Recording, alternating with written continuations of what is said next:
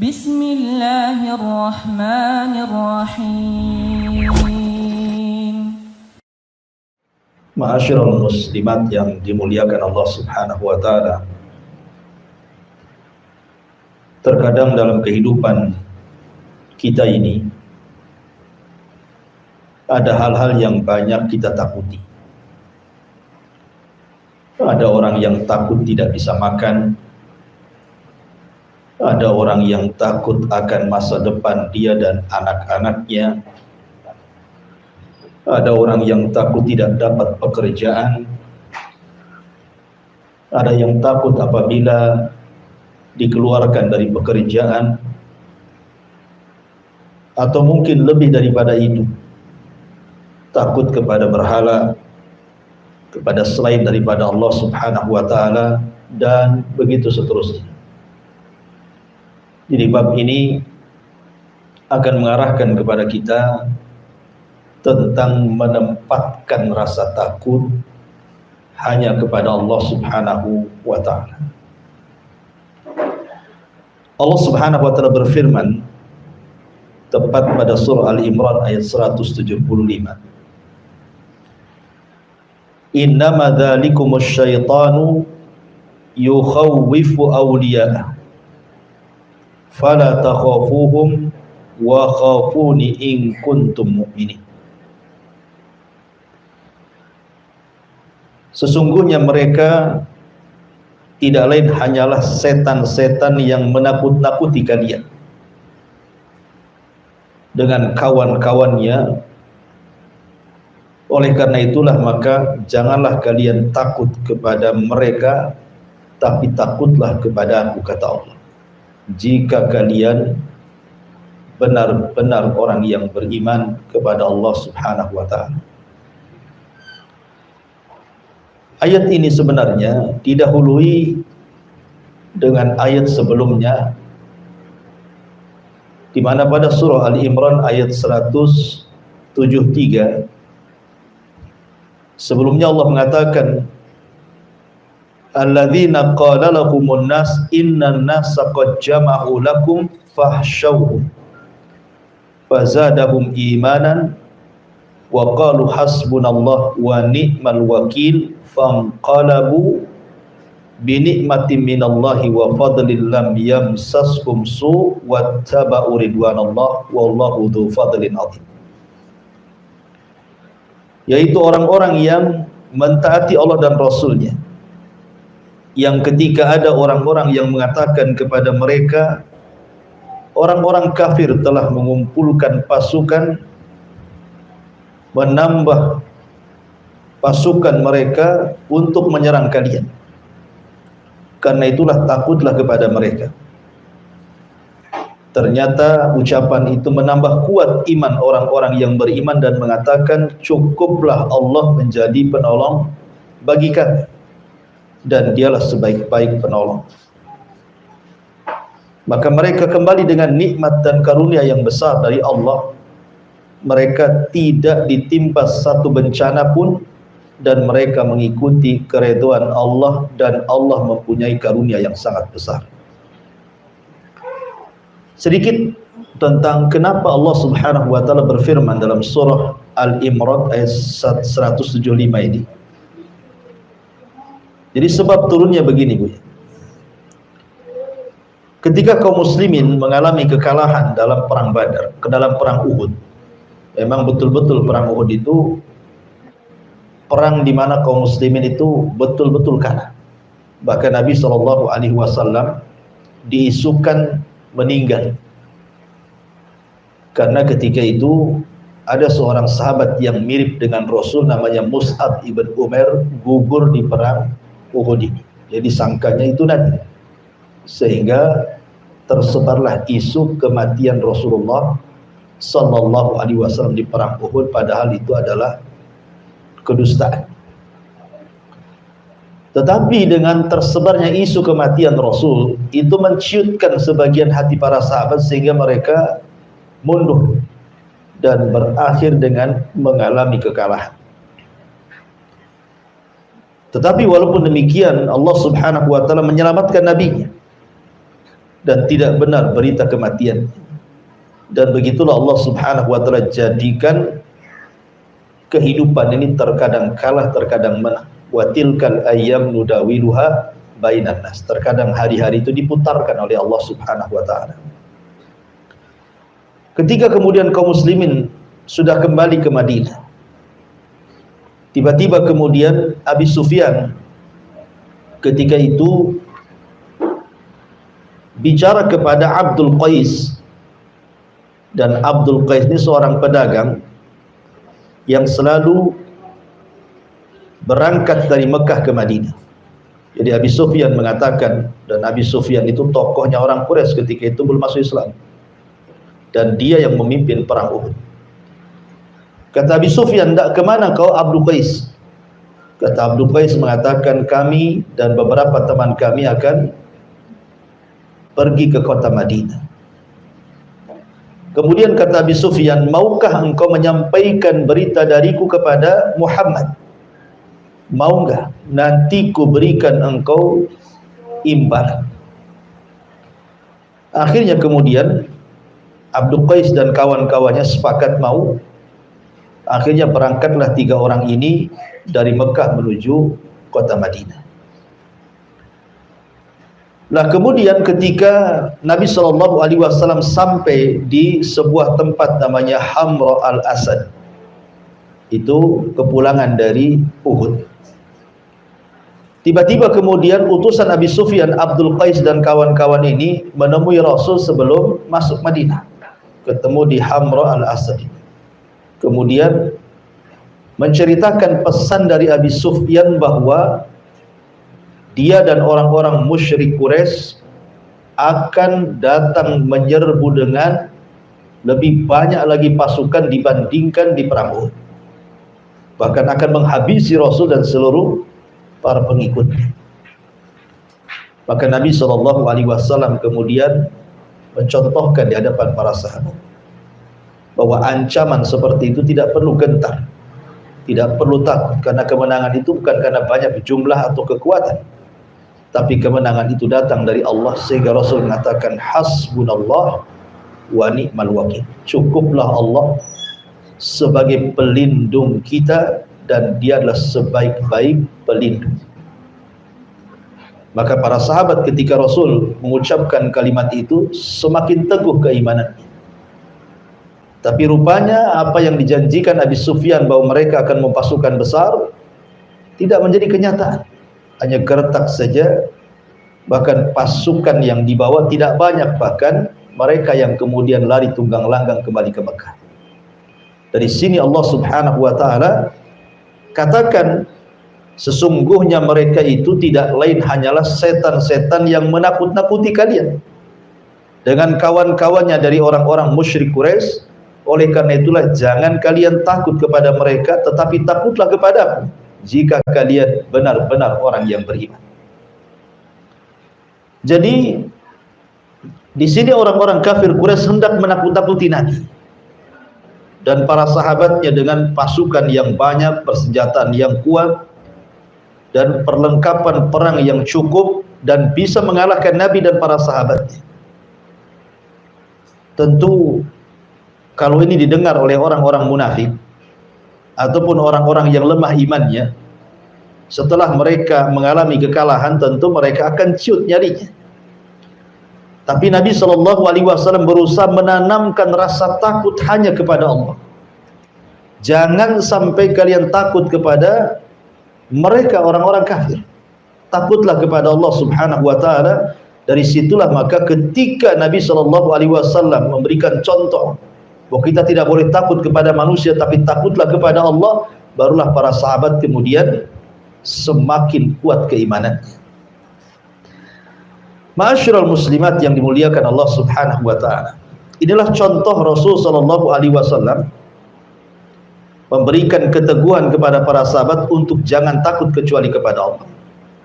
Dan Al-Qur'an itu kita ambil bukan karena sebab turunnya, tetapi karena umum lafadznya. Jadi syaitan itu memang sejak diciptakan dan menjadi musuh bagi manusia, memang dia selalu menakut-nakuti kita. Salah satu contohnya adalah, ibu bisa buka Al-Baqarah ayat 268. Allah Subhanahu wa taala berfirman, "Asy-syaitanu ya'idukumul faqra wa ya'murukum bil fahsyah wallahu ya'idukum maghfiratan minhu wa fadla wallahu wasi'un alim." Syaitan itu senantiasa memberikan was-was kepada orang-orang yang hendak berinfak, bersedekah, berzakat. Jangan lakukan, karena engkau akan mengalami kefakiran.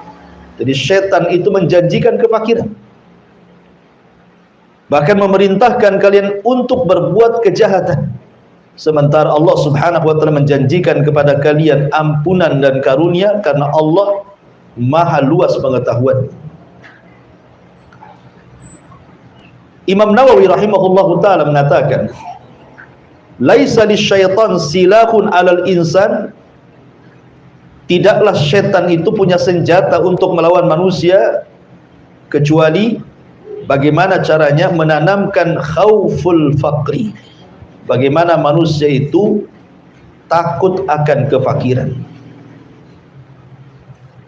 Sebab kalau seandainya manusia itu sudah takut akan kefakiran, maka manusia pasti akan berbuat jahat. Dan itu senjata syaitan untuk menakut-nakuti sebelum dia berbuat jahat, ditakut-takuti kefakiran.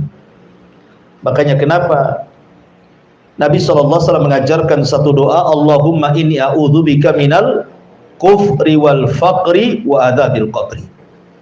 Ya Allah, aku berlindung kepadamu dari kekufuran dan kefakiran serta azab kubur. Memang ada hadis yang ma'ruf di masyarakat, kadal faqru an yakuna kufran. Terkadang kefakiran itu dekat kepada kekufuran. Hadis ini tidak benar, hadis ini dhaif, ya. Akan tapi secara makna memang benar, bahwa orang-orang fakir itu mudah meninggalkan kewajiban, bahkan bisa meninggalkan agamanya. Dulu kita dapat cerita kan, gara-gara sebungkus sepermi orang bisa murtad. Zaman dulu, ya. Kalau sekarang nggak mulai sebungkus ya. Kalau sekarang pabriknya baru murtad, dikasih pabrik. Jadi kadang-kadang kefakiran itu bisa mengakibatkan kekufuran, bisa meninggalkan agama. Bahkan terkadang dia bisa murka kepada Allah Subhanahu wa taala, menyalahkan Allah, seolah-olah ujian dari Allah itu bagikan azab bagi dia. Makanya Nabi mengajarkan satu doa agar kita berlindung dari kefakiran dan juga kekufuran. Nah, di antaranya adalah ketakutan manusia kepada kefakiran ini mengantarkan kepada mencari pekerjaan haram. Karena dipikirnya bahwa mencari yang halal itu sulit. Sementara dia harus makan, sementara keluarganya harus makan, anak-anaknya harus makan dan juga harus sekolah. Akhirnya dia tidak peduli dengan bagaimana cara mencari harta. Makanya kenapa Nabi SAW sudah bersabda 14 abad yang silam itu, sayati alaikum zaman, akan datang zamannya kata Rasul, la yubalil mar'u bima akhadal mal. Manusia sudah tidak akan peduli bagaimana cara mengambil harta, karena takutnya miskin. Sementara rasa takut ini adalah was-was yang dibentuk oleh syaitan untuk menakut-nakuti manusia, sehingga rasa takut yang dalam kepada kefakiran itu akhirnya mengantarkan mencari barang-barang atau pekerjaan-pekerjaan yang diharamkan Allah Subhanahu wa taala. Ataupun mungkin kefakiran ini juga bukan hanya sekedar mengantarkan kepada mencari hal-hal yang kemudian diharamkan dari pekerjaan, terkadang juga sampai kepada membatasi keturunan. Ingat, Nabi SAW mengatakan, tazawwajul walud wal wadud fa inni mukatsirun bikumul umam yaumal qiyamah. Kata Rasul, nikahilah wanita yang tukang beranak dan juga penyayang kepada suami. Kemudian Rasul mengatakan, karena saya akan berbangga dengan banyaknya umat pada hari kiamat. Tapi ada sebagian orang yang kemudian berpikir, kalau banyak anak ini, gimana cara ngasih makan? Gimana nyekolahkannya? Takut dia.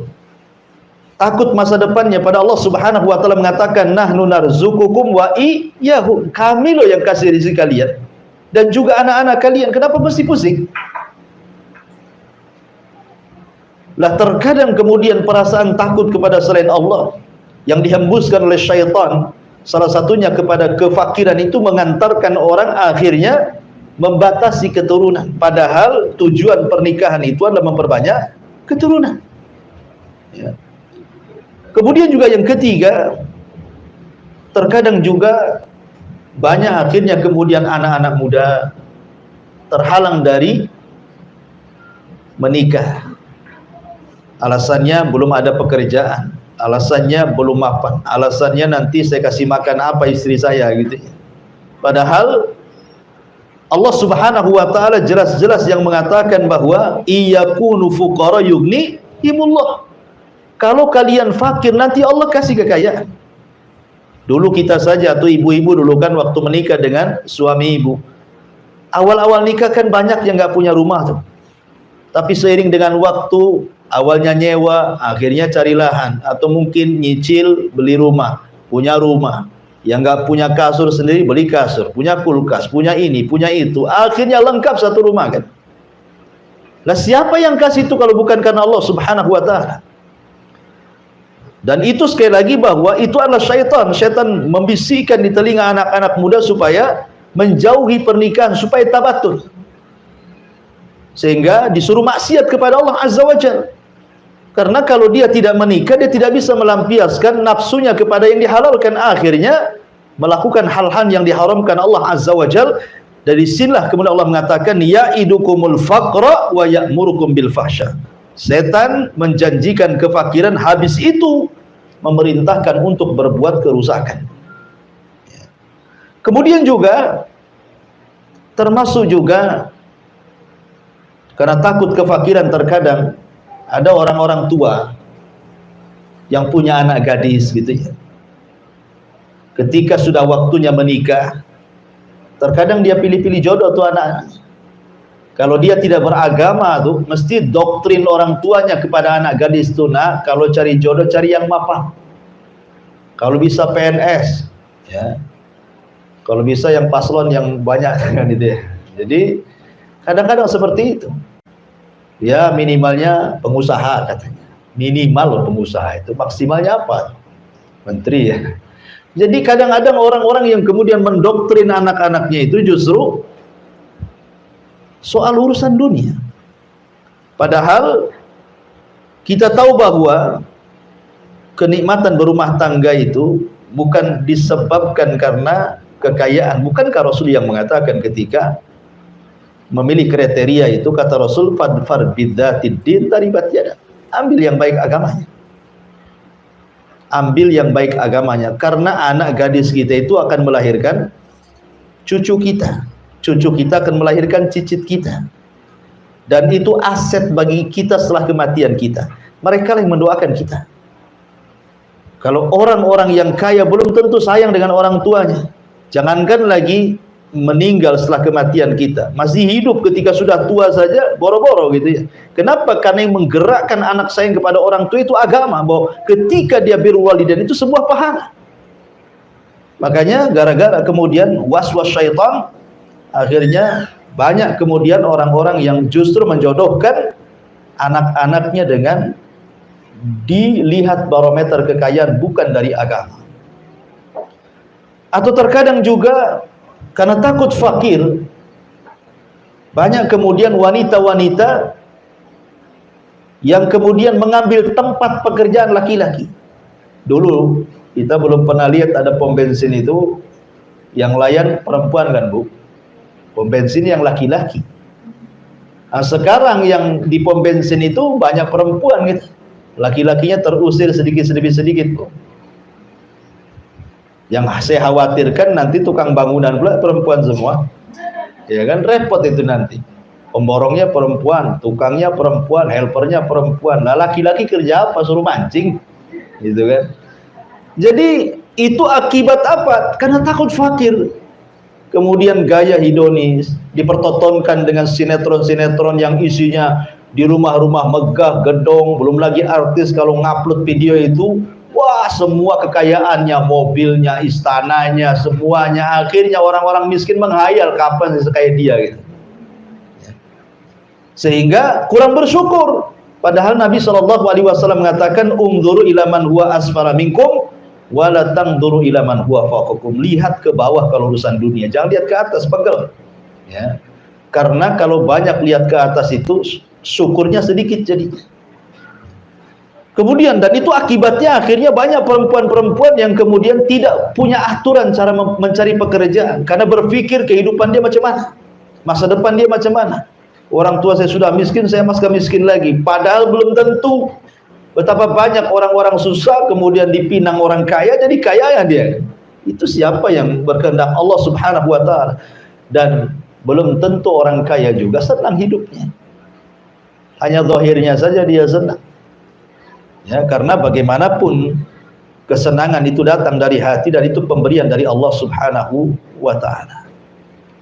Kemudian juga akibat kemudian bagaimana setan merongrong manusia untuk menakut-nakuti, dicintakan dengan harta dan ditakutkan dengan kematian.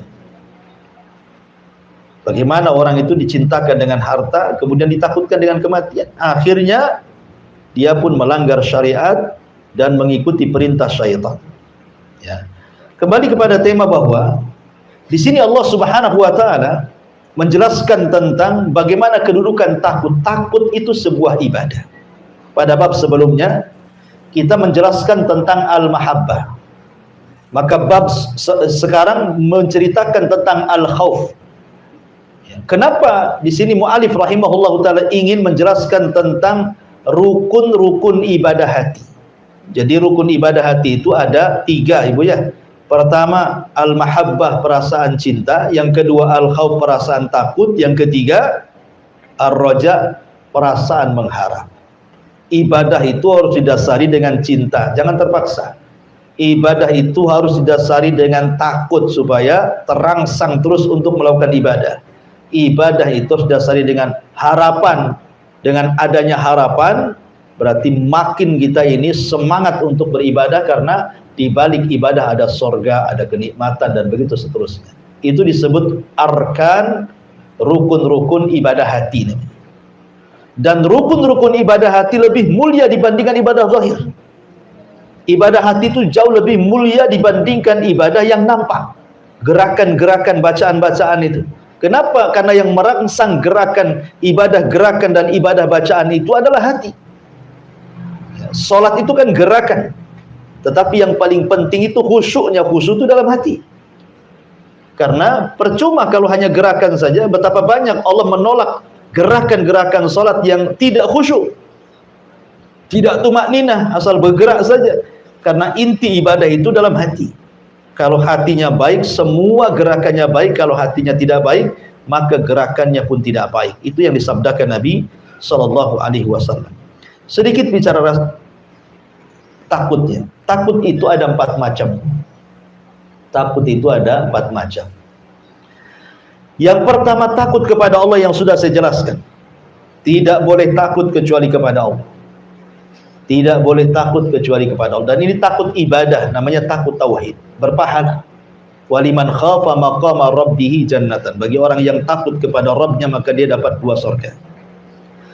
Yang kedua namanya al-khaufu atau khaufus sir. Rasa takut yang terselubung dalam hati. Seperti takut kepada berhala, takut kepada sesembahan. Ya, itu syirik besar, tak boleh. Tidak boleh takut kepada sesembahan.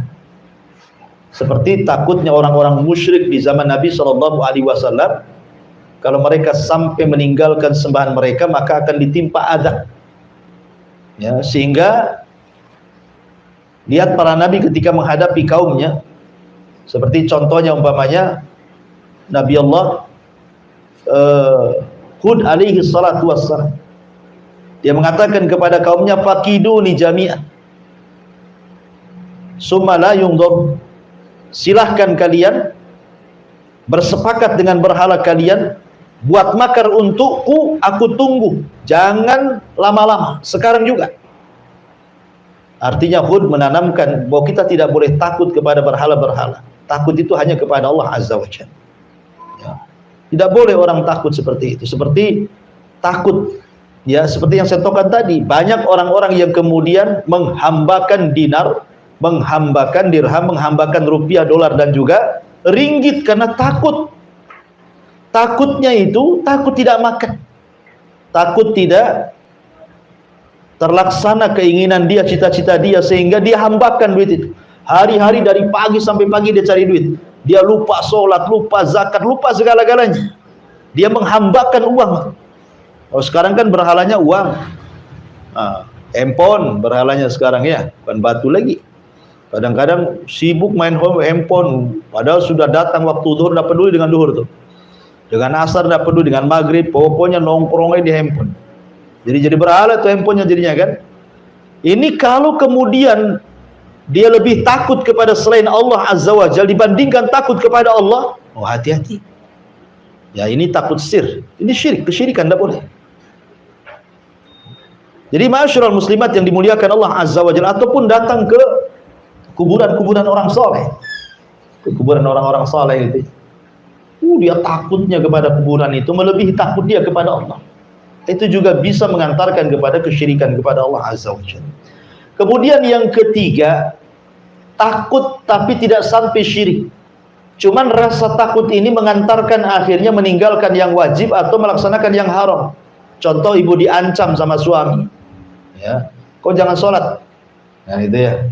Akhirnya ibu takut, betul-betul tak sholat. Kenapa tak sholat? Takut sama suami. Kalau saya sholat saya dipecat katanya kan, saya ditalak, saya takutlah katanya. Atau dalam sebuah perusahaan, aturan perusahaan tidak boleh ada sholat. Akhirnya kemudian orang tidak mau keluar dari perusahaan itu. Jadi ketika ditanya, kenapa kau tidak keluar dari perusahaan itu? Ya, bukankah di perusahaan itu ketat tidak boleh sholat? Takut saya kalau keluar nggak ada kerjaan lagi. Ya nggak apa-apalah kan itu ya. Akhirnya rasa takutnya meninggalkan yang wajib dan mengerjakan yang haram. Nah, ini takut haram, tidak sampai syirik. Ya, takut haram. Dan yang terakhir tentu disebut dengan takut tabiat. Ya wajar ibu takut diancam orang. Ya, ada preman ngancam, kita takut, itu tabiat. Ya, takut sama buaya, apalagi buaya darat gitu ya kan. Jadi kalau memang takut seperti itu tabiat, tidak ada masalah. Tapi yang jelas bahwa dari semua takut itu yang paling utama takutlah kepada Allah Subhanahu wa taala. Kemudian dalil yang kedua, Allah Subhanahu wa taala berfirman, "Innama ya'muru masajidallah man amana billahi wal yaumil akhir wa aqama sholata wa ata zakata wa lam yahsha illallah fa asa ulaika an yakunu minal muhtadin." Orang-orang yang memakmurkan masjid-masjid Allah hanyalah orang-orang yang beriman kepada Allah dan hari akhir, serta mendirikan sholat, menunaikan zakat, dan tidak takut kepada siapapun selain kepada Allah. Mereka adalah orang-orang yang diharapkan termasuk golongan orang-orang yang mendapatkan petunjuk. Dalam ayat yang kedua At-Taubah 18 ini, Allah Subhanahu wa taala ingin menjelaskan kepada kita bahwa orang-orang yang memakmurkan masjid itu ada dua macam. Ada memakmurkan secara fisik, memakmurkan masjid secara fisik, seperti membangun masjid, ikut mewakafkan material-material masjid, entah besinya, entah semennya, entah kerikilnya, entah pasirnya, entah gentengnya, spandeknya, atau apalah yang berkaitan dengan pembangunan. Dan ini besar pahalanya. Sebagaimana Nabi SAW mengatakan, man bana masjidan lillahi kamif hasiqitatin au asghar banallahu lahu baitan fil jannah. Barang siapa yang membangun masjid walaupun sebesar sangkar burung atau lebih kecil dari sangkar burung, tetap Allah Subhanahu wa taala akan bangunkan bagi dia rumah di surga. Apa maksudnya? Imam Syaukani rahimahullah mengatakan maksudnya, kan tidak mungkin kita pahami secara zahir hadis ini, Bu. Masa barang siapa yang membangun masjid walaupun sebesar sangkar burung, orang aja nggak masuk, ya burung aja yang masuk di situ kan? Ya, kan tidak mungkin orang bangun masjid segede sangkar burung, seberapalah sangkar burung itu? Maksudnya kata Imam Syaukani hadis ini, maksudnya di sini kinayah bahwa sekecil apapun ibu nyumbang untuk pembangunan masjid, walaupun hanya satu lonjor besi, satu sak semen, satu gerobak pasir, satu gerobak koral, satu lembar spandek gitu ya, satu lembar baja ringan atau apalah kan, itu sudah cukup ibu dibangunkan satu rumah di sorga. Ya, ini yang pertama. Kemudian makna yang kedua, bahwa yang dimaksud orang yang memakmurkan masjid itu memakmurkan secara ruhiyah. Ya, yang pertama membangun fisik ataupun ya tadi membangunkan secara ruhiyah. Ruh kita dibangun di situ. Bukan hanya masjid saja dibangun, ruh kita dibangun dengan sholat kita di situ, dengan baca Quran di situ, dengan kita zikir di situ, akhirnya menghasilkan akhlak-akhlak yang mulia. Ya, karena masjid itu tempat tarbiyah. Orang kalau pulang dari masjid harusnya dia tidak mengucapkan kalimat kotor dan tidak melakukan perkara fasik. Kenapa? Karena Allah yang mengatakan inna sholata tanha 'anil fahsya'i wal munkar. Salat itu mencegah perbuatan keji, ucapan-ucapan kotor dan mungkar, perbuatan fasik. Artinya bahwa pembangunan itu bukan hanya sekedar fisik saja. Ya, ini yang banyak sekali dilakukan di masyarakat kita, masjidnya aja bagus-bagus gitu ya. Masjidnya megah-megah, pakai AC gitu. Luar biasa sekarang masjid di zaman sekarang. Tapi membangun orang-orangnya itu yang kurang. Sehingga banyak masjid bagus kosong dari jamaah. Tahu-tahu yang azan dia, yang imam dia, yang makmum dia gitu. Dia aja gitu, dia saja. Nah, yang lain kemana? Padahal sebenarnya yang paling utama itu membangun ruh dibandingkan fisik. Membangun ruh dibandingkan fisik lebih utama. Ya. Tapi juga bagaimanapun dua-duanya juga utama. Makanya Allah Subhanahu wa taala mengatakan orang-orang yang memakmurkan masjid-masjid Allah itu ya orang-orang yang beriman kepada Allah dan hari akhir, melaksanakan salat, menunaikan zakat, dan yang paling penting syahidnya di sini walam yahsya illallah, walam yahsya illallah, dan dia tidak takut kecuali kepada Allah Azza wa Jalla. Kalimat yahsya itu beda dengan al-khauf. Kalau pada ayat yang pertama Ali Imran ayat 175, Allah membahasakan takut itu dengan kalimat al-khauf. Tetapi dalam surah At-Taubah ayat 18 Allah membahasakan takut itu dengan kalimat khasyah. Apa bedanya al-khauf dan khasyah? Kan kalau diterjemahkan ke bahasa Indonesia kan sama-sama takut. Kata ulama mengatakan khasyah lebih tinggi dibandingkan al-khauf. Karena khasyah itu diiringi dengan pengetahuan, dengan ilmu, dan dengan ta'zim, mengagungkan Allah Azza wa Jalla. Di mana orang-orang itu kalau sudah sampai level khasyah, betul-betul dia takut karena diiringi dengan pengetahuan. Maknanya dia tahu apa yang ditakutkan. Makanya kenapa ketika Allah mensifatkan para ulama, Allah mengatakan innama yakhsyallah min ibadihil ulama. Orang-orang yang takut kepada Allah itu mereka para ulama, para penuntut ilmu yang punya pengetahuan. Kenapa? Karena hanya mereka yang tahu apa yang ditakutkan. Ya, manusia kan dua, ada yang takut tapi tidak tahu apa yang ditakutkan.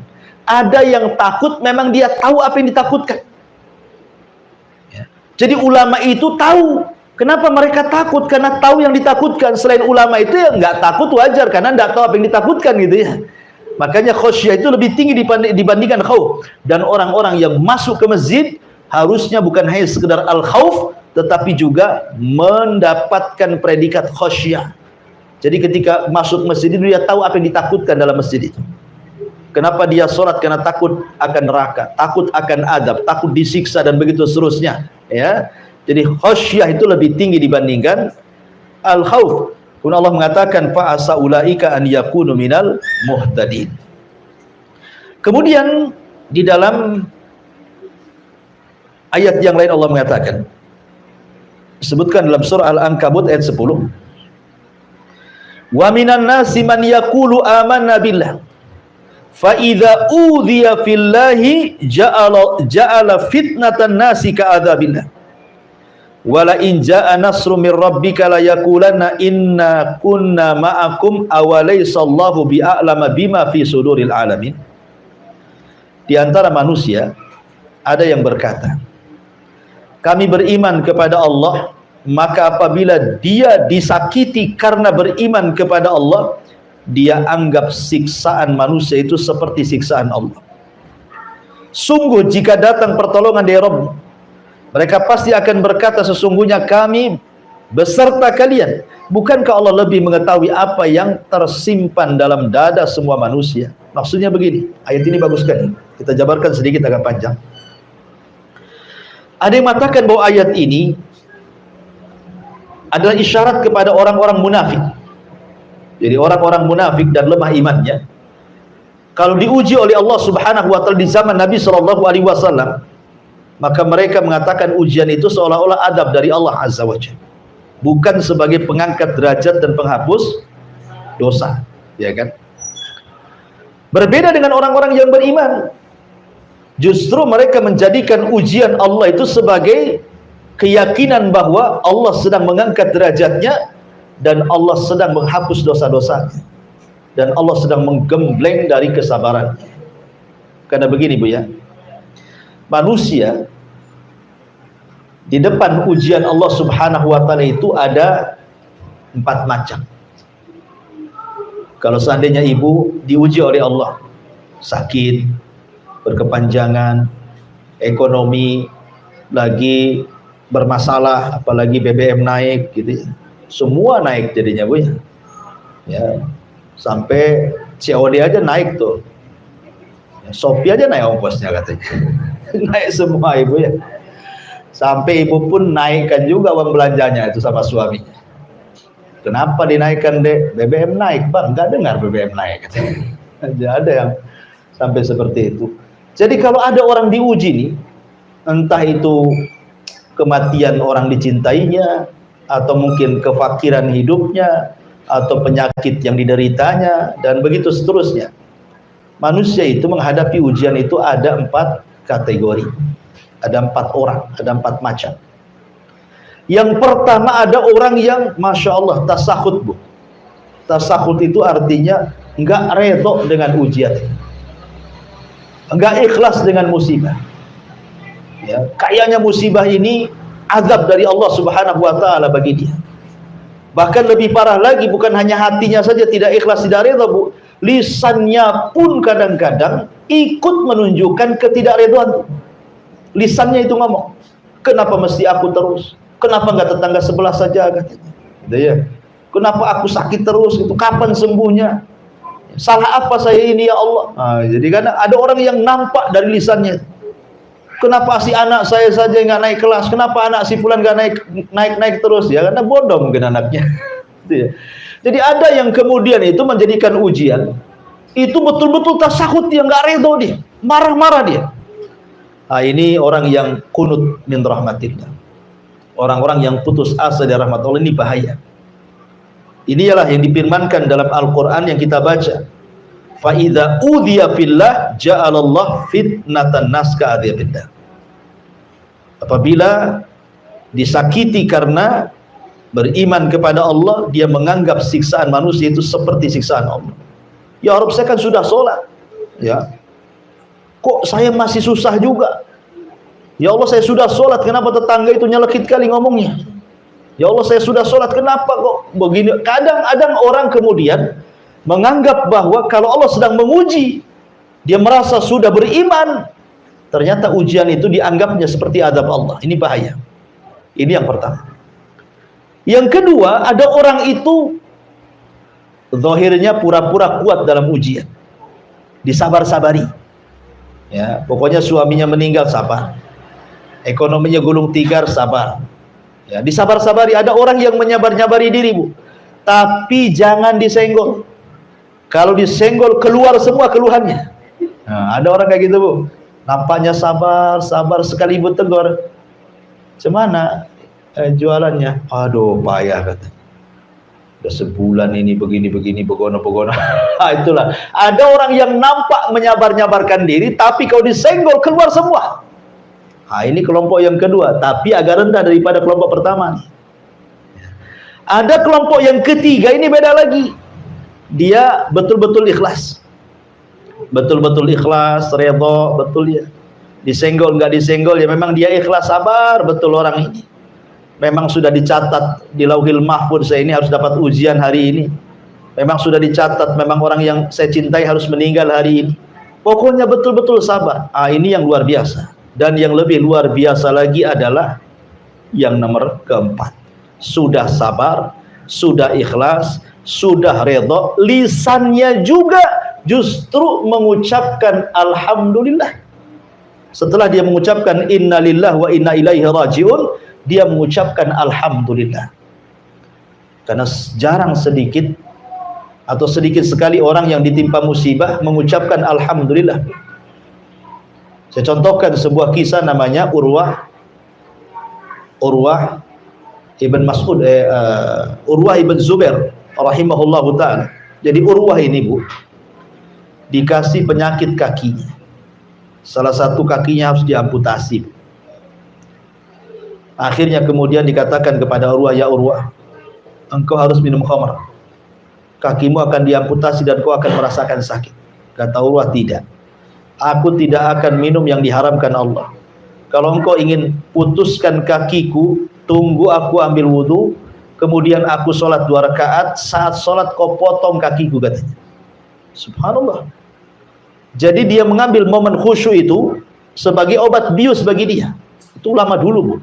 Khusyuk itu bisa jadi obat bius, sehingga ketika dipotong sudah terpotong, disangka belum dipotong. Lah di waktu yang sama ketika kemudian kakinya terpotong satu, artinya sudah pincang dan punya kaki satu, ada kabar pula salah satu putra daripada Urwah ini meninggal dunia. Bayangkan, berturut-turut musibahnya. Pertama kakinya hilang, yang kedua anaknya hilang. Tapi Urwah mengatakan alhamdulillah ala kulli hal. Segala puja dan puji bagi Allah. Segala sesuatu ada kebaikannya. Sehingga orang-orang heran dan mengatakan, ya Urwah, kok bisa kamu mengucapkan alhamdulillah?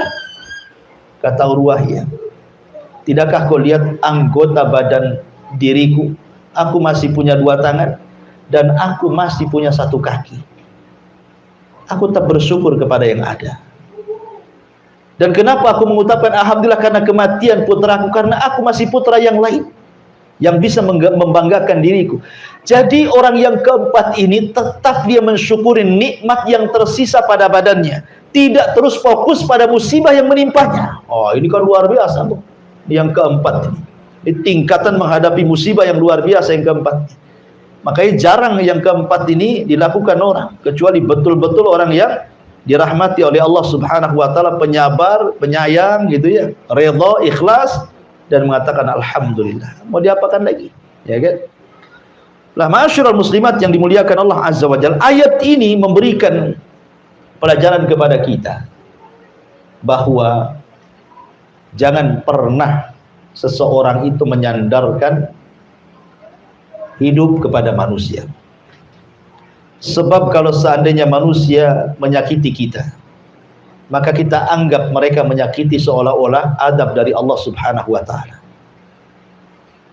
Makanya nanti hadis setelahnya Nabi SAW mengatakan, manil tamasa ridallah bisakhatin nas radhiyallahu anhu wa arda anhu nas, wa man iltamasa ridhan nas bisakhatillah sakhitallah alaihi wa askhata alaihi nas. Barang siapa yang mencari keridhaan Allah, walaupun membuat orang marah, maka Allah akan redha kepadanya. Dan barang siapa yang mencari keridhaan manusia dengan perkara yang bisa mendatangkan kemarahan Allah, maka Allah akan marah kepadanya dan membuat orang-orang jadi marah kepadanya. Jadi memuliakan diri sendiri, jangan pernah menyandarkan kepada orang lain. Sebab kalau seandainya orang ini kemudian terputus dari kita, itu sakitnya itu luar biasa, dan dianggap ini ujian terberat bagi dia, dan ini azab yang Allah timpakan kepada dia. Saya contohkan dari sejarah Bu ya.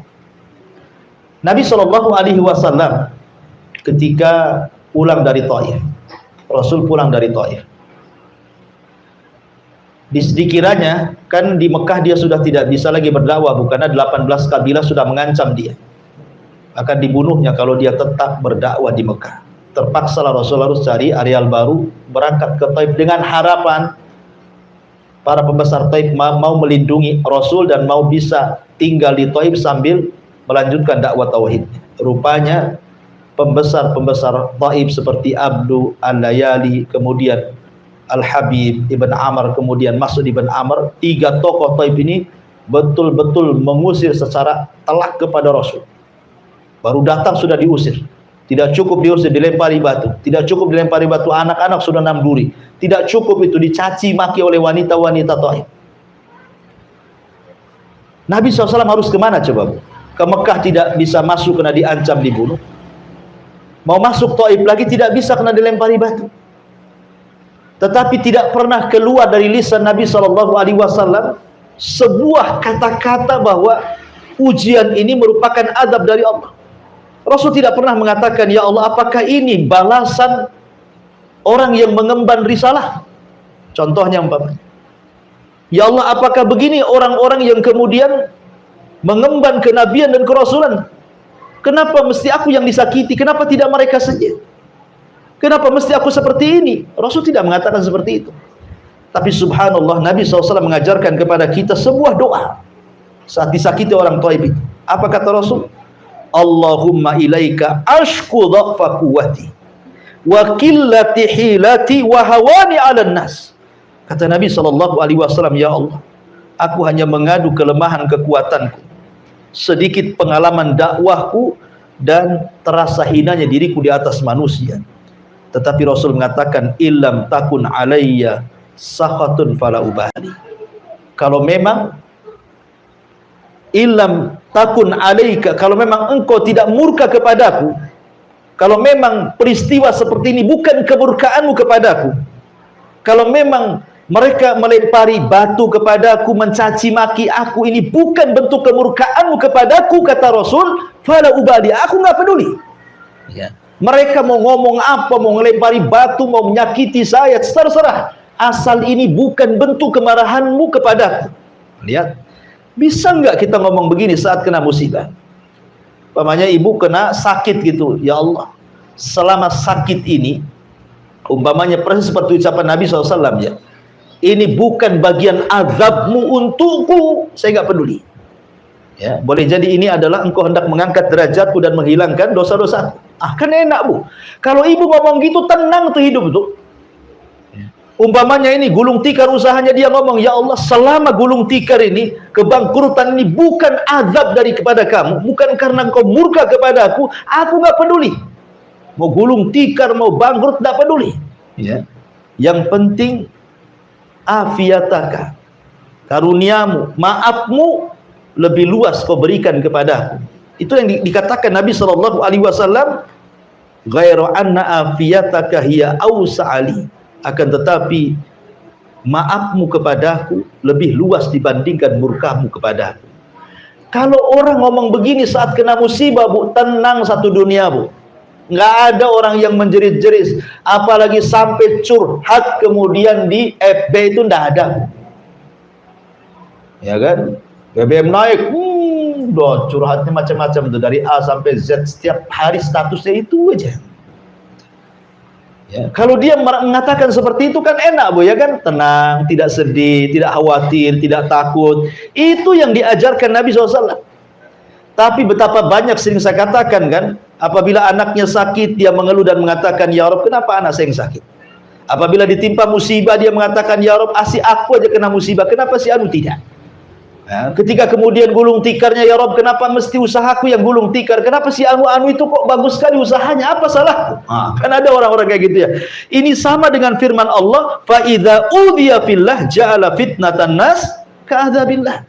Apabila diuji gitu ya, maka dia menjadikan ujian itu seolah-olah azab dari Allah Subhanahu wa taala. Tidak, terkadang Allah Subhanahu wa taala menghendaki seperti itu supaya ada kebaikan yang kita tidak tahu hikmahnya. Makanya Allah mengatakan, wa asa an taqru syai'an wa huwa khairul lakum. Boleh jadi sesuatu yang kita benci itu ada kebaikan di situ. Mana tahu gitu kan, itu rahasia Allah.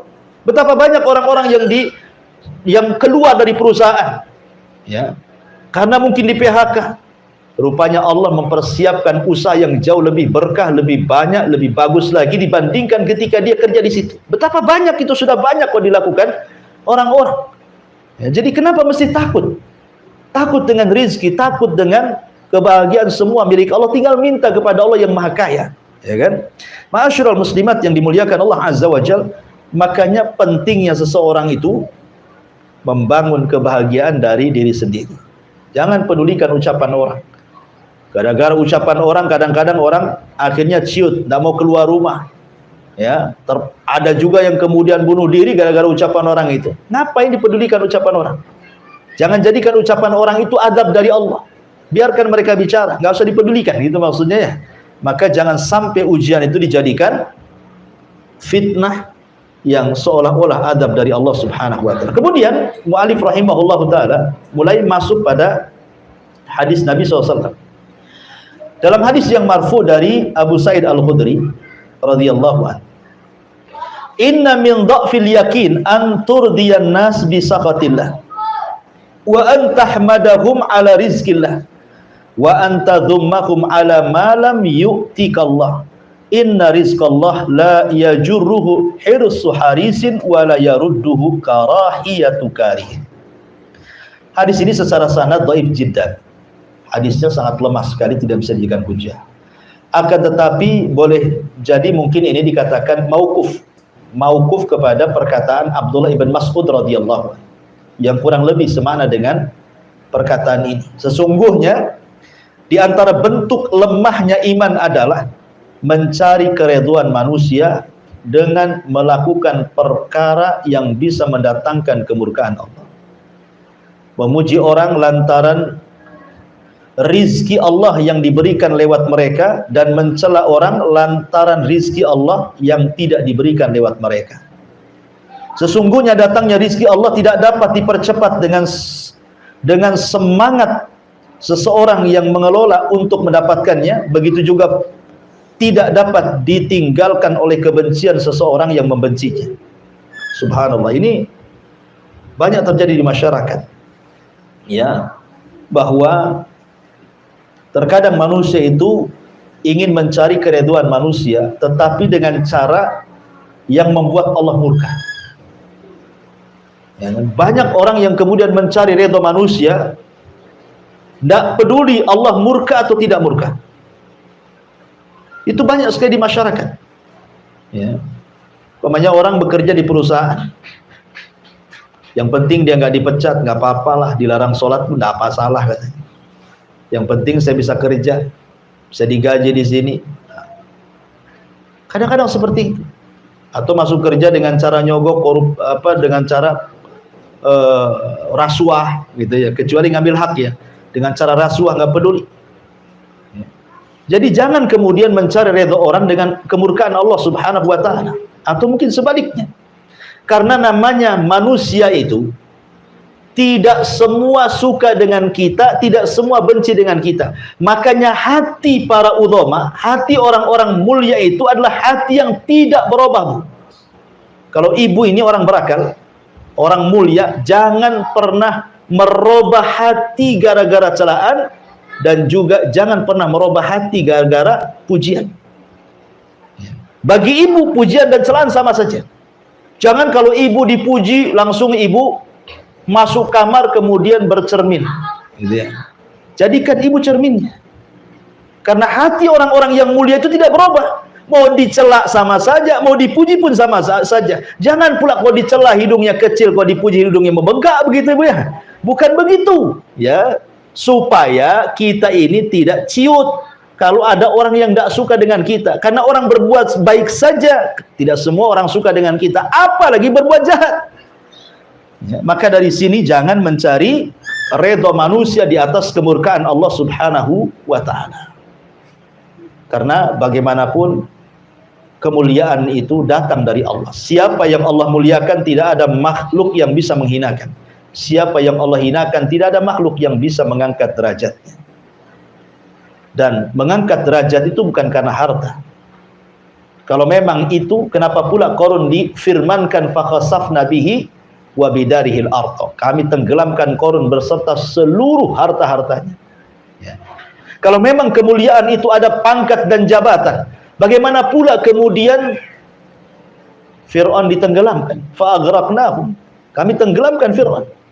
Kalau memang kemuliaan itu datang dari kesehatan dan anak-anak yang banyak, kenapa Walid ibn Mughirah difirmankan sa'uslihi saqar, saya akan masukkan kau ke neraka saqar? Kalau memang kemuliaan itu ada pada kesombongan, kekuasaan, kenapa Namrud dibunuh oleh seekor nyamuk yang masuk ke hidungnya, bersarang di otaknya 40 tahun kemudian meninggal? Ya. Semua diadab oleh Allah. Jadi kemuliaan itu milik Allah Subhanahu wa ta'ala. Kalau ingin cari kemuliaan, minta kepada Allah. Jangan minta kepada manusia. Jangan pula minta penilaian manusia. Tidak perlu dinilai manusia. Yang penting kita dapat nilai dari Allah Subhanahu wa ta'ala. Kemudian dari hadis yang terakhir, Aisyah radhiyallahu anha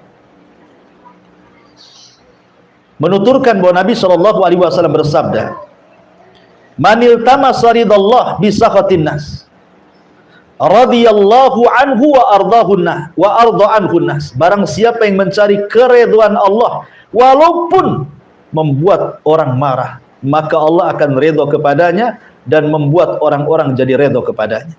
Tapi sebaliknya, waman iltamasa ridwan nas bisaqatillah sakhitallahu alaihi wa ashata alaihin nas. Barang siapa yang mencari keridhaan manusia di tengah-tengah kemurkaan Allah, maka Allah murka kepadanya dan Allah akan buat manusia murka kepadanya. Sebenarnya perkataan Aisyah radhiyallahu anha ini adalah balasan surat kepada gubernur, kepada seorang sahabat namanya Muawiyah ibn Abi Sufyan ketika menjadi gubernur di Syam. Jadi Muawiyah bin Abi Sufyan ini mengirim surat kepada Aisyah radhiyallahu anha, "Wahai Aisyah ummul mukminin, berikan nasihat pendek kepadaku. Berikan wasiat pendek, nasihat pendek kepadaku." Maka Aisyah radhiyallahu anha kemudian menulis dari Aisyah ummul mukminin kepada Muawiyah bin Abi Sufyan, "Amma ba'du, aku sesungguhnya mendengar sabda Nabi sallallahu alaihi wasallam, barang siapa yang mencari keridhaan Allah walaupun membuat orang marah, maka Allah akan ridha kepadanya dan membuat orang akan ridha kepadanya. Dan barang siapa yang mencari keridhaan manusia dengan perkara yang mendatangkan kemarahan Allah, maka Allah akan murka kepadanya dan Allah akan jadikan manusia juga murka kepadanya." Jadi ini isi surat kepada Muawiyah dari Aisyah radhiyallahu anha ummul mukminin. Dan dari sini ada pelajaran bahwa sekali lagi jangan pernah takut kecuali kepada Allah. Katakan ibu yang benar walaupun manusia marah. Selama perkataan ibu ini hak, ibu mengajak dakwah kepada tauhid keluarga, walaupun satu keluarga benci sama ibu, tidak ada masalah. Ya, umpamanya ibu ada keluarga yang masih awam terhadap tauhid, masih syirik, masih datang ke dukun, masih percaya tangkal, masih percaya dengan nenek moyang, ibu dakwai mereka. Nggak boleh ini syirik, nggak boleh ini berselisih kepada sunnah. Akhirnya ibu dibenci sama keluarga, nggak apa-apa. Yang penting ibu dapat keridhaan Allah Azza wa Jalla. Daripada ibu diamkan, yang penting keluarga dekat dengan ibu tapi keluarga syirik dibiarkan. Janganlah nanti kalau saya kasih tahu nanti saya pula nanti jauh dari keluarga. Itu namanya mencari keridhaan manusia di atas kemurkaan Allah tuh. Ya, sampaikan yang benar, qulil haq walau kana murra. Sampaikan kebenaran walaupun itu pahit rasanya. Karena kadang menyampaikan yang hak itu memang perlu pengorbanan. Ya, perlu pengorbanan. Ya, terkadang konsekuensinya tadi akhirnya dijauhi orang, akhirnya dibilang macam-macam. Nabi loh dibilang gila, penyair, tukang tenun, penyihir. Gara-gara apa? Menyampaikan tauhid, menyampaikan yang benar. Yang penting Allah redha, sekalipun satu dunia benci, tidak ada masalah. Itulah perkataan Nabi SAW tadi, "Illam takun alayya sakhatun fala ubali." Selama engkau tidak murka kepadaku, aku gak peduli. Ya, itulah yang harusnya jadi prinsip hidup bagi kita semua. Wallahu alam. Ini yang bisa sampaikan dari bab yang ke-32, takut kepada Allah. Silakan kita buka tanya jawab.